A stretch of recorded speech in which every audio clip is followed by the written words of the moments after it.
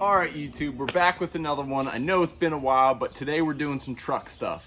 I filled this truck up a couple times with coolant, replaced all of the coolant gaskets throughout the entire thing, and we still have a leak. So we're gonna go do some diagnostic work. I kind of have an idea of what it is, but let's see if you can figure it out along the way. So here's the story. As you guys know, I have a 2015 F250 Tuscany Black Ops Edition. One thing that does go wrong on these F250s is your air to water intercooler right here leaks. Because my truck is tuned, I can hit anywhere from, I think it's 30 PSI of boost. And that's, I think, putting pressure into my coolant system. There's two separate ones, one for the engine and then one for the air to water intercooler. And I believe it cools the transmission as well, but don't quote me. Looking here into the engine bay, I keep on having a leak off of the bleeder off of this one radiator right here. And although I've opened up the cap already, it wasn't that I replaced this. I've added coolant. And on these caps, they have a little spring so that if pressure exceeds that, what is it, 16 PSI or something like that, 5 PSI, it allows it to weep. So what the plan of attack is here is to replace this with an aftermarket intercooler. These ones are a bunch of plates, as you can see, that are just put together, and they tend to leak, either the coolant leaking into the intake or the PSI from the turbo pushing into the coolant system. I got a new one, aftermarket, a Chinesium one, and this one I like the most just because it mimics the Mishimoto one the most. So that's the one we're gonna try to put on here. I've heard these are a pain, but usually it's because they have that lower port and they give you this separate hose that goes off the bottom and you have to cut it and adapt it. We shouldn't have to do that, hopefully. I'm gonna have to take this upper coolant hose off, maybe some of these other coolant hoses. That way we can get this old one out, test it, and then put in the new one. Like I said, these are two separate coolant systems. We have to drain the one before, so we can get this big hose off. So down at the bottom, there's little weep holes, like little valves on either side. Let's see if we can get it on the camera. The best way to be able to see this is probably on this side, but up here, right there, that's your valve. You turn this guy and it starts weeping out of there. Let some air back in, help with us draining the rest of it out. To the next one.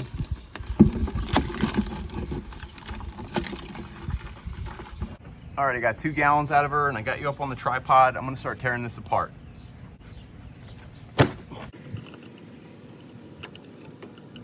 If you're new to Fords, they have these clamps that you can actually clamp and lock into the little, nipple areas. There you go, you got it on video. Look at that. There we go. Boom diggity. And then there's kind of a fuel clip, which I just use the pliers. You push in and it slips right off. Coolant everywhere. Let's see if we can jam this in here. Kind of reduce the coolant going on the driveway. There we go. They're not really in my way. So this should be about a 10 millimeter here, and then there's gonna be a 10 millimeter on the intake on the lower hose. I guess that makes sense. It's a 7/16. Bottom hose is off. Just wait until you watch some of the other videos of people doing this. It takes them hours. Hours. Hopefully I didn't just jinx myself. I am gonna try to take off the intake hose at the intake. There you go. Here she blows. Take the battery out. Right down there, that's that last one. So it was this one right here where this bushing is, through that little loop. And then that one down there. There's nothing to it the way I do it. These guys want to spend all evening changing the intercooler. There we go. So it does look a little wet inside. Okay, so you can kind of see the plates in there.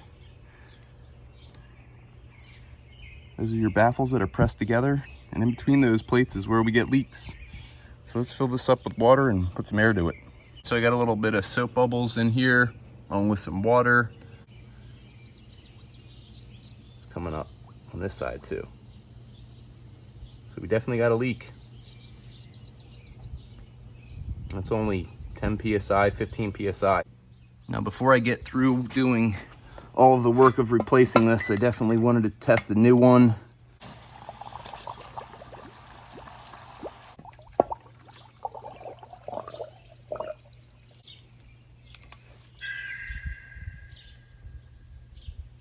That's a good sign. Not any bubbles.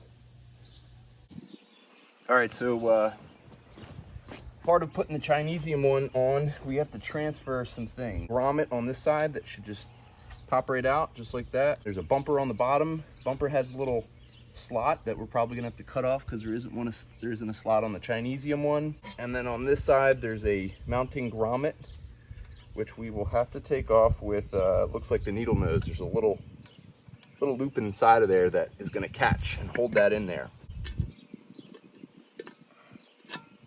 Look at that. I don't know yet if I need this plastic clip for this guy.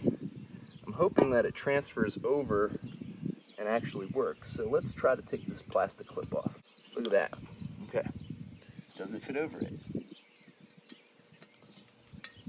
Dang. So this guy just goes right back on here. Nice. That's supposed to go there. And then we'll put this rubber grommet back on with the steel part down. That's the way we took it off. And let's go reinstall this. Down in here. I think I can just take this rubber grommet and sit it where it should be. Without spilling on my coolant here. Sit it where it should be and then drop this right in. So let's try that. Can we do it? Can we do it? There we go. Just give it a little push and she went right in. We're gonna start hooking up the rest of the hoses and fill this back up. And yeah, we'll be done. And the sun's still out. All these people take hours, days. All right, I got it on.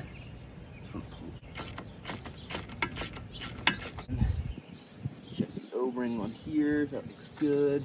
More hose with the clips, you gotta line the clip with the way that works. Ooh, that fits perfect. And then you gotta put our 2 clamps on right here before we put this short hose on. Shove this end on. Shove that in. Big screwdriver on the other end. And just flip it to unlock that clip. That one's on there tight now too.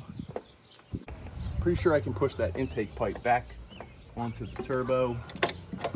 Yeah, clips automatically. You want to give it a little tug so it sets those wires at the top. Just like that.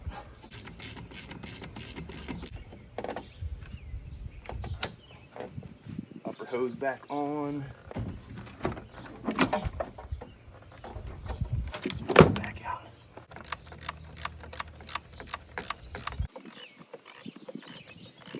Okie dokie. All that's back together. Let's see if we can add some more coolant to this guy.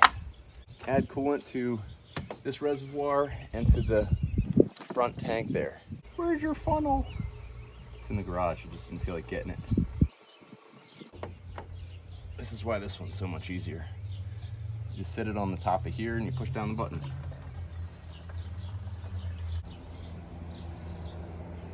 All right, so at this point I have both the reservoir topped off and the front radiator for the coolant system, for the intercooler system.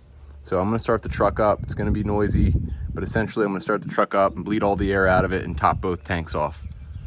All right, so the truck's been running for a little bit. I topped off the one radiator for the intercooler, and then I topped off the radiator for the main engine radiator. So we're gonna go take it for a spin. We gotta do that so we can push all the air upwards to the top part of the system, and then check the coolant level after everything's cooled down, and then top it off, and we should be good. All right, so we're in the truck, and we're gonna go put some miles on her. That way she's nice and warmed up. That's the current coolant temperature situation with engine on the left and transmission on the right. All right, so we've been driving around for a little bit and everything's warmed up, both the transmission and the engine. And I will tell you that the turbo definitely sounds louder on spool. It seems to hold boost a lot better. I'm really whacking up close to 40 PSI here on the tune. Yeah, I'm happy with it. All right, so we're on the way back to the house. I'm gonna call this one squashed, but if you guys found this helpful, help me out and hit that like thingy and subscribe if you want. We'll be doing more F250 related things along with the 1964 Thunderbird and the Prelude updates here shortly. So I got all kinds of stuff going on. Should probably do a TikTok, but I talk too much, so I can barely handle YouTube. I'll see you on the next one, guys.